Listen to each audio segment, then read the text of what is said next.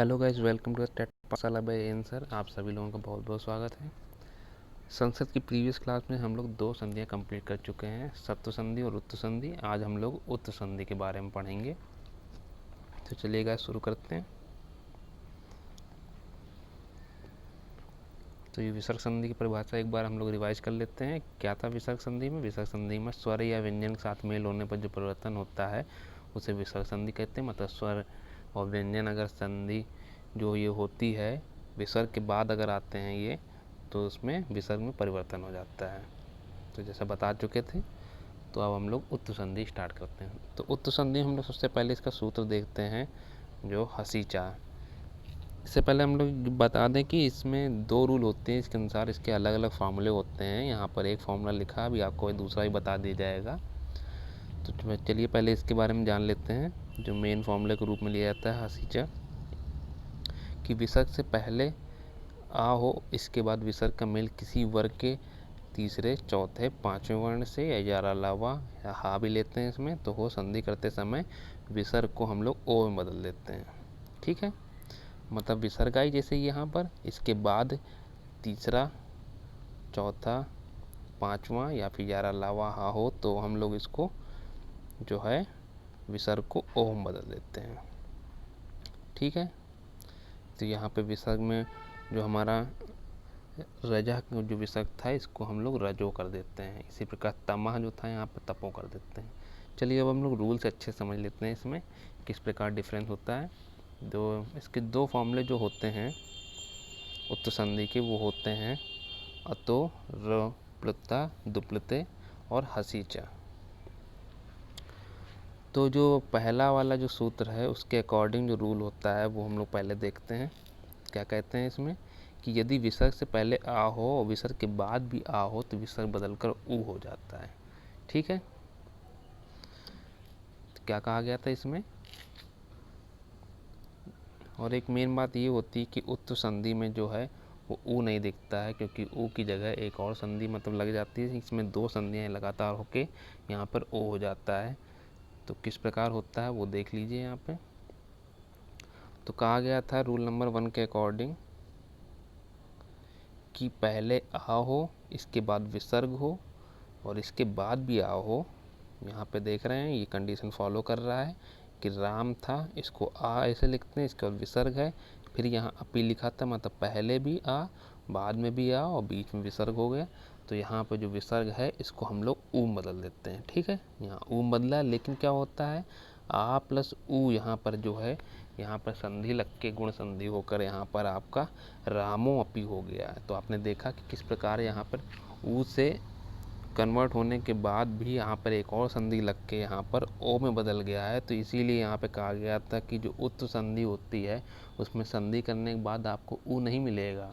संधि मेल होने के बाद आपको यहाँ पर एक और संधि लग जाती है। जो भी संधि होगी, क्योंकि रूल हर जगह फॉलो होते हैं, जब यहाँ आ और ऊ आ गया तो इसके बाद दोनों ये मिला कर यहाँ पर ओ हो जाता है, तो यहाँ रामो अपी हो जाएगा। ठीक है गाइस, हम लोग ये आपको डिटेल में बता दिए जिससे कोई कन्फ्यूजन ना हो। इसके बाद यहाँ पे देवा और अस्थि, आपने देखा कि यहाँ विसर्ग से पहले आ है और बाद में भी आ है, तो यहाँ पर रूल फॉलो हो जाएगा। तो आ और ऊ मिलके यहाँ पर ओ बन जाएगा। तो आप लोग डायरेक्ट यहाँ पर ओ ही याद रखिए, जिससे कोई कन्फ्यूजन ना हो आपको। तो यहाँ पे विसर्ग के बाद डायरेक्ट आप लोग यहाँ पे ओ बन गए, बनता पहले ऊ है, फिर आ और ऊ मिलके आपको ओ बन जाते हैं, इसलिए यहाँ पे देवोस्ति हो गया। इसी प्रकार का प्लस अयम जो लिखा है यहाँ पर, वहाँ पे को प्लस अयम यहाँ पे, तो कोयम हो जाएगा। बाला प्लस अस्थि यहाँ पे दिया है, तो यहाँ विसर्ग है, इससे पहले आ है और इसके बाद में भी आ है, दोनों जगह आ है, यहाँ पहले भी और बाद में भी। तो यहाँ पर विसर्ग का ओम बदल दिया हम लोगों ने, तो यहाँ बालो अस्थि हो जाएगा। इसी प्रकार श्लोका अयम यहाँ पर, तो श्लोको अयम हो जाएगा। यहाँ पे आप लोग पूर्व संधि भी साथ में देख रहे हैं कि ओ पे आए या फिर ए या ओ आए, तो यहाँ पर पूर्व इसके बाद हो जाता है इंग पदान्नति के अनुसार। तो यहाँ पे उसी प्रकार यहाँ पे श्लोकोयम हो गया है। तो 2-3 संधियाँ एक साथ लग रही हैं, तो आपको जो पिछली संधियाँ जो अब तक नहीं पढ़ी हैं आपने, तो उनको पहले पढ़ लीजिएगा, इसके बाद ये पढ़िएगा, जिससे आपको यहाँ पर हेल्प मिलेगी समझने में कि किस प्रकार यहाँ गुण संधि लग रही है, किस प्रकार यहाँ पूर्व रूप संधि लग रही है, क्योंकि 2 संधियाँ होकर कन्वर्ट होकर यहाँ पे रूल में एक साथ 2-3 संधियों के भी रूल यहाँ पर लग रहे हैं। केवल यहाँ पर उत्त संधि से ऊ पे आदेश नहीं हो रहा है, ऊ के बाद आपका देख रहे हैं ओ भी आदेश हुआ है, और यहाँ पर इसके बाद पूर्व रूप पर रूप भी लगते हैं। तो ये आपका रूल नंबर 1 हो गया। तो रूल नंबर 2 के अनुसार जो हमने सबसे पहले परिभाषा देखी थी, वो रूल नंबर 2 के अकॉर्डिंग होती है हसीचा, कि पहले आ हो और विसर्ग के मेल के बाद दूसरा जो होता है, तीसरा, चौथा या पाँचवा यारा अलावा हा में कोई वर्ण हो, तो उस विसर्ग बदलकर ऊ हो जाता है।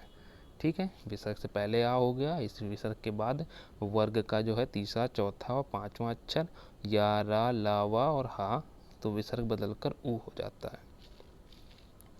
ठीक है, तो देख लेते हैं इसके एग्जाम्पल से और अच्छी तरह समझ लेते हैं।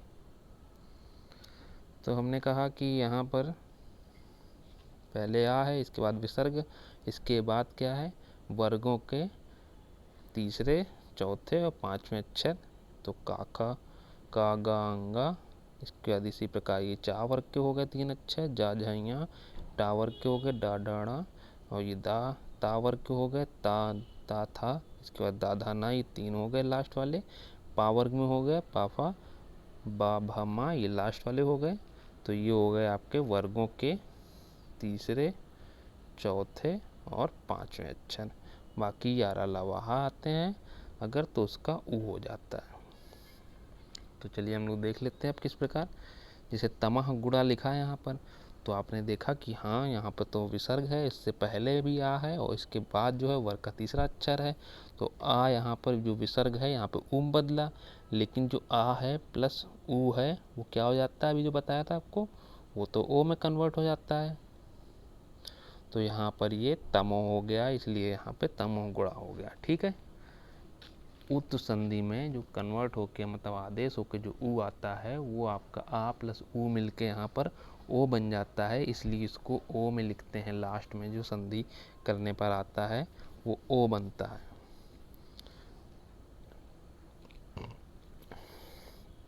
चलिए और एग्जांपल देख लेते हैं।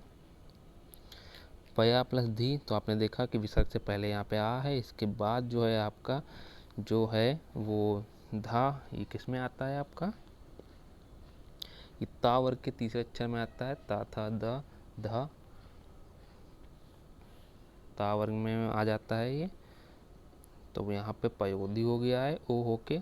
इसके अधा मुखम जो है आपका यहाँ पर विसर्ग से पहले आपका यहाँ पर है क्या, आ हो जाएगा, और विसर्ग के बाद आपने देखा यहाँ पे माँ है, पावर में आ जाता है, पापा, बाबा, माँ लास्ट वर्ण है उसका। और तो यहाँ पर विसर्ग का ओ हो जाएगा, पूरा जोड़ के आ प्लस ऊ, तो अधो मुखम हो जाएगा। इसी प्रकार यहाँ पे विसर्ग से पहले आ है, बाद में गा है, कावर के अंतर्गत गा आ जाता है तीसरे में, और देवो प्लस गच्छति हो जाएगा यहाँ पे। इसी प्रकार और थोड़े एग्जाम्पल देख लेते हैं। तो यहाँ पे देखा कि आपने यहाँ विसर्ग है, विसर्ग से पहले यहाँ पर आ है, बाद में आपका वाह है। तो आपसे कहा था यारा लावा हा में कोई भी आए बाद में, तो भी आपका यहाँ पर ऊ हो जाता है विसर्ग का, और विसर्ग ऊ जो है आ से मिलने के बाद ओ बन जाता है। तो यहाँ सरोवरा हो गया। मनः प्लस हरा, तो यहाँ पे मनोहरा यह होता है। इसी प्रकार मनः प्लस रवा, तो यहाँ पर क्या है, विसर्ग है, इससे पहले आ है, बाद में रा है, तो यहाँ पे ऊ का आदेश होगा, लेकिन ऊ जो है वो आ से मिलने के बाद ऊ जो है वो ओ में आदेश हो जाता है, जिससे हम लोग स्वर संधि में पढ़ा था। तो यहाँ पर मनोरवा हो गया है। इसी प्रकार रामा प्लस यच्छति में आपका क्या होगा, या आया है, विसर्ग से पहले आ है, तो ये रामो यच्छति हो जाएगा आपका। तो इस तरह से ये आपकी संधि कंप्लीट हुई, उत्त संधि। तो उत्त संधि हम लोग जाना कि इसके 2 रूल होते हैं, दोनों अलग अलग इसके फॉर्मूले भी होते हैं। एक हसीचा होता है और दूसरा हमारा जो है अतो रप्रता दुप्लुते होता है। तो आपने ये दोनों रूल जो हैं ये याद रखने हैं। बाकी उत्त संधि में डायरेक्ट कहीं आपको ऊ नहीं मिलेगा, जो आप किसी वर्ण में देख ले कि हाँ इसमें ऊ लग रहा है, क्योंकि जो ऊ है वो आ से मिलने के बाद ओ में कन्वर्ट हो जाता है यहाँ पर।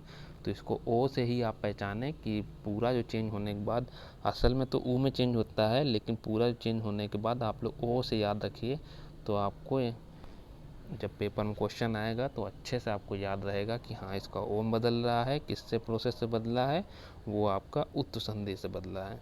तो आज की ये संधि कंप्लीट हुई। बाकी जो इसके पार्ट बच्चे हैं वो हम लोग अगली वीडियो में देखेंगे। तो आज के लिए thank you so much guys.